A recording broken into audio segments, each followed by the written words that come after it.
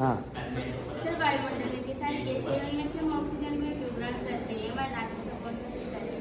अच्छा, देखो ऐसा कुछ भी नहीं है कि हमारे नाक में कोई फिल्टर लगा हो और वो ऑक्सीजन को ही ग्रहण करे। वायुमंडल में सारी गैसें होती है, नाइट्रोजन भी होती है, CO2 भी होती है और उसके अलावा ऑक्सीजन भी होती है। लेकिन ऑक्सीजन को इसलिए ग्रहण किया जाता है क्योंकि गैसों का जो परिवहन होता है वो हमारे गैसों के आंशिक दाब पर निर्भर करता है। यानी समुद्र की सतह पर टोटल जो वायुमंडल में इतनी सारी गैसें होती है वो एक प्रेशर क्रिएट करती है, तो आंशिक दाब किसी एक गैस का होता है और ऑक्सीजन का आंशिक दाब जो होता है वो वायुमंडल में ज्यादा होता है और हमारे फेफड़ों में कम होता है। इसलिए वायुमंडल में पाई जाने वाली ऑक्सीजन जो होती है हमारे फेफड़ों में प्रवेश करती है। देखो वायुमंडल की गैसें तो लगभग सारी ही प्रवेश करती है। जब हम ब्रीथ करते हैं, श्वसन करते हैं, तो श्वसन के साथ यानी वायु जब ब्रीथ करते हैं तो ब्रीथ के साथ ही हमारे फेफड़ों के अंदर सारी की सारी गैसें जाती है।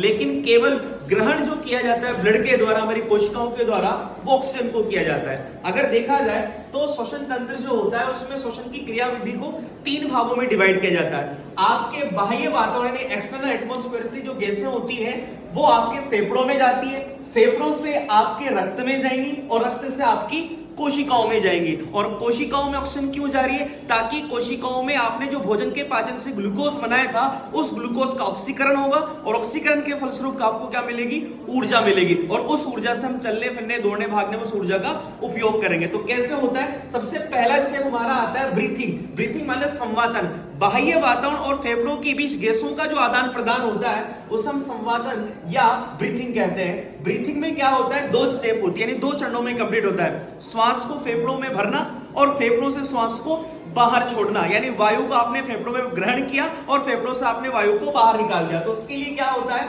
बाह्य वातावरण से फेफड़ों को ग्रहण जो किया जाएगा वो इंस्पायरेशन कहलाएगा और फेफड़ों से बाह्य वातावरण में जो आपको वायु जो निकाली है उसको कहा जाएगा उच्च वसन या एक्सपायरेशन। ठीक है, निःश्वसन क्रिया जो होती है इंस्पायरेशन, उसमें बाह्य वातावरण से आपने फेफड़ों को ग्रहण किया तो उसमें 2 पेशियां काम आती है। एक्सटर्नल इंटरकोस्टल मसल, जो पेशियों आपकी जो पसलियां होती है उन पसलियों के बीच पाई जाती है, और रेडियल मसल जो आपके डायफ्राम पर पाई जाती है। ठीक है, आपके निःश्वसन में 3 सेकंड का समय लगता है और आपके निःश्वसन में 3 सेकंड का समय और उच्च वसन में 2 सेकंड का समय लगता है।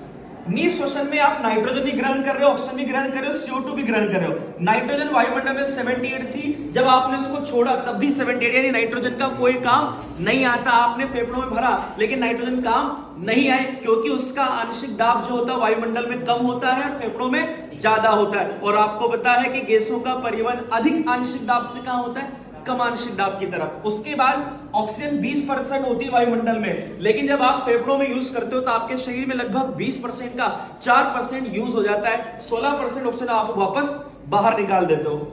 CO2 वायुमंडल में 0.04% होती है, लेकिन CO2 आपके शरीर में बनती है, ग्लूकोज का ऑक्सीकरण होता है, इसलिए CO2 आपके शरीर से कितनी निष्कासित होगी? 3.6%। उसके बाद कैसे होता है इंस्पायरेशन? इंस्पायरेशन में क्या होता है? एक्सटर्नल इंटरकोस्टल मसल और आपके डायफ्राम में पाई जाने वाली रेडियल मसल में क्या होगा? संकुचन। इस संकुचन के फलस्वरूप क्या होगा?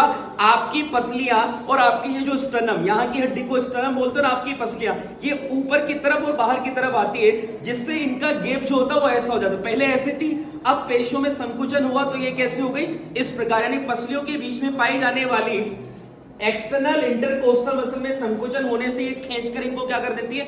चौड़ी, जिससे वक्ष गुहा का आयतन क्या हो जाता है? ज्यादा। और जैसे वक्ष गुहा का आयतन ज्यादा होगा तो फेफड़ों के अंदर ज्यादा से ज्यादा क्या भरेगी? ऑक्सीजन। यानी फेफड़ों पर दाब कम लगेगा तो बाह्य वातावरण से गैसें कहां चली जाएंगी? फेफड़ों के अंदर, और फेफड़े क्या हो जाएंगे? स्फीत यानी फूल जाएंगे। इधर उल्टा होगा, शीतलन होगा। यहां संकुचन हुआ था, यहां दोनों पेशियों में क्या होगा? शीतलन। एक्सटर्नल इंटरकोस्टल मसल में शीतलन हुआ, रेडियल मसल में शीतलन हुआ, जिससे पेशियां, स्टर्नम और डायफ्राम अपनी प्रारंभिक स्थिति से कहा, यानी अपनी प्रारंभिक स्थिति में आ गई। पहले इस कंडीशन में थी, अब प्रारंभिक अवस्था में आ गई, यानी पसलियां इस प्रकार से हो गई। पहले ऐसी थी, जब फेफड़ों में वायु भरी थी तब तो पसलियां ऐसे दूर दूर हो गई, और जैसे वायु निकलती है तो पसलियां क्या आ जाती है? वापस, यानी ऐसे ब्रीथ करने और छोड़ने पर। ठीक है, उसी प्रकार से यहां पर क्या होगा? जैसे यहां पर वक्ष गुहा का आयतन अधिक हुआ था तो यहां क्या हो जाएगा? कम। और कम होने के साथ साथ दाब भी क्या हो जाएगा? ज्यादा। और दाब अधिक होने से फेफड़ों के अंदर भरी जो वायु होगी वो कहां निकल जाएगी? बाह्य वातावरण में। और इस प्रकार आपके फेफड़े जो होंगे सिकुड़ते हैं और फैलते हैं, यानी निज श्वसन में फूलते हैं और उच्च वसन में सिकुड़ते हैं। तो ये सारी क्रियाविधि जो होती है उस पर डिपेंड करती है। यानी कहने का मतलब, आपके आंसर का मतलब ये है कि जो वायु होती है उस वायु में पाए जाने वाली जो ऑक्सीजन गैस होती है उसका आंशिक दाब जो होता है वायुमंडल में ज्यादा होता है और आपके फेफड़ों में कम होता है। फिर फेफड़ों में ज्यादा होगा और ब्लड में कम होगा तो वायु कहाँ, ऑक्सीजन कहाँ चली जाएगी? ब्लड में। ब्लड में ज्यादा होगा और सेल्स में और कम होगा ऑक्सीजन का आंशिक दाब, इसलिए ऑक्सीजन कहाँ चली जाएगी? कोशिकाओं में। कोशिकाओं में CO2 का आंशिक दाब ज्यादा होने के कारण कोशिका यानी जो CO2 होगी वो कोशिका से कहाँ जाएगी?